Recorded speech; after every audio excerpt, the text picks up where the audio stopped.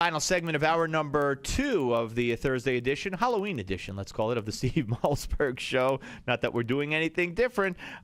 We welcome in Jennifer Rubin, Washington Post columnist, author of the Right Turn column. Hello, Jennifer. Hi, how are you doing? Good. Welcome back. Appreciate it. Okay, so you wrote a great piece today talking about how analyzing the NBC Wall Street Journal poll and why the numbers are what they are. And I think that Republicans should be very encouraged. They should be. I think they shouldn't rest on their laurels by any stretch of the imagination. They, after all, are pretty much down in the dumps with some exceptions. I think what they have to do is keep the focus on Obamacare, not on themselves, meaning don't repeat the shutdown scenario. And secondly, keep offering something that helps to improve their own image. Practical, concrete steps that could help the middle class, help poor Americans with upward mobility. Mike Lee gave a great speech this week at Heritage, which I wrote about, which is very constructive, very forward-looking in terms of the sorts of policies conservatives can get behind, which I think are not only going to improve their image, but make some good policy sense. So go ahead. Keeping the focus on Obamacare and coming up with an affirmative policy is a way for Republicans to really get back in the game here. Absolutely, and I just don't know why they don't, come out right now and say, and actually pass this in the House. Come out with one page and keep your kids on the plan until they're 100.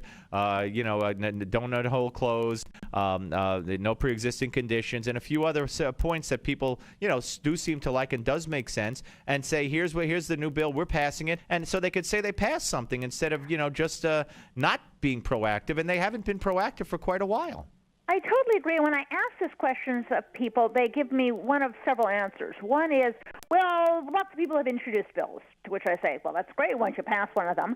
And the next is, well, we should have lots of ideas. Well, yeah, you should have lots of ideas. And then pick one. Right, put them in a bill, right. Right, and then the third, well, we should have lots of ideas. Well, yeah, you should have lots of ideas. And then pick one. Right, put them in a bill, right. Right, and then the third thing, all they have to do is critique the other guys. This was in large part Mitt Romney's problem. He thought all he had to do was show that Barack Obama is not a good president. It's not enough. You have to be yourself somewhat appealing to the population, and you have to offer things that they think are going to be better. Otherwise, they're just going to stay. That's the way human nature is. That's the way inertia is. So I think it's a mistake not to do exactly what you said. As you say, I think, frankly, all the bills have about 5 things in common. The items that you named, allowing interstate insurance sales, yes. Allowing individual purchased insurance to enjoy the same tax preference that employer-provided insurance gets you. These are simple things. They've been in the lexicon of Republicans for years now.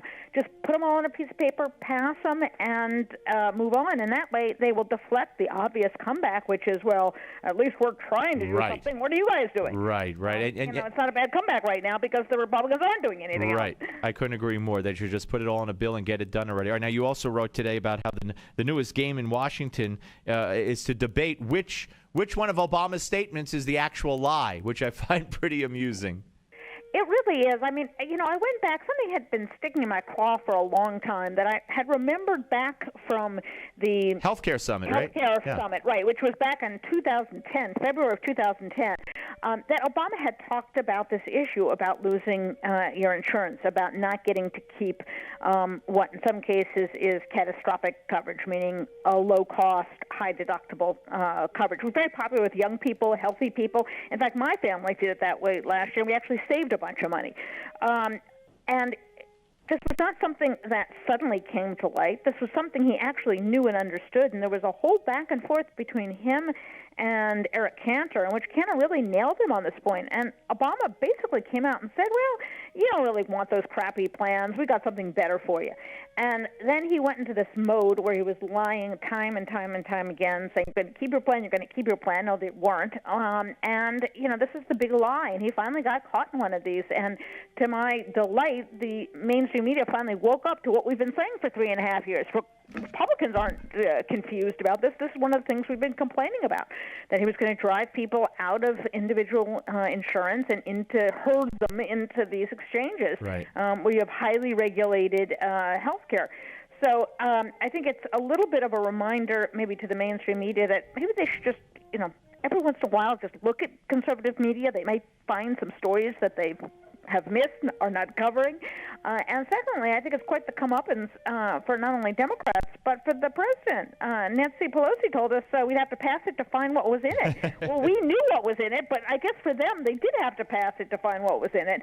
And now a whole lot of people think it stinks, and it does. Yeah, no, absolutely, without a doubt. All right, and that was great stuff because you provided in your column, which folks could check out at WashingtonPost.com, the actual transcript of what was said between Eric Cantor and Barack Obama. It's really fascinating to look back at that. I'm glad that little red light went off in your head. Jennifer, always a pleasure to speak to you. Thank you very much. My pleasure, Steve. Take care. Jennifer Rubin, ladies and gentlemen, columnist and right-turn author at the Washington Post, WAPO, whatever you prefer to call it. When we come back, Jillian Melchior will join us, National Review investigative reporter. She's back with us to talk about fraud in the Affordable Care Act exchange. Back with us to talk about fraud in the Affordable Care Act exchange as well, to talk about what's going on in Syria and elsewhere.